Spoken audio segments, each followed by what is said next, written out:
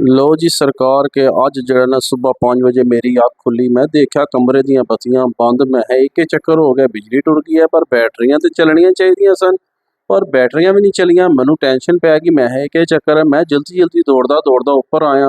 आके मैं चेक किया सुबह जिले तो सरकार देखा कि यह जी तुहानू नज़र आ रही है ना, वापस शो हो रही है, ये कोई लाइट नहीं सी बारी, सारा कुछ बंद सी। मैं बड़ा परेशान, मैं बड़े चूं चां की, पर जो ना बिजली को नहीं ऑन हुई। आखिरकार थक हार के मैं थले टुर गया। फिर मैं सुबह सवेर का इंतजार किया, सुबह हुई तो मैं उन्होंने बुलाया सोलर वाले नू। सोलर वाले बिलाल साहब माशाल्लाह वो आ गए। उन्हें आके चेक किया तो ना है, शुक्र अदा करो, वाल वाल बच गए हो। ये तुहाडी बिजली इस टाइम जी है 450 वाट आ रही है करंट, जिसकी वजह तो तुहाडा वो जो पावर वाला ब्रेकर है ना वो सड़ गया। ते बाकी चीज़ां तुहाड़ियां बच गईयां। जे ओह ना सड़दा ते समझ लो कि तुहाडे यार शायद सड़ जानी सी, अग भी पै सकदी सी। ते अल्लाह दा लख लख शुक्र अलहमदुलिल्लाह कि रब ने साडे ते करम कीता ते सारे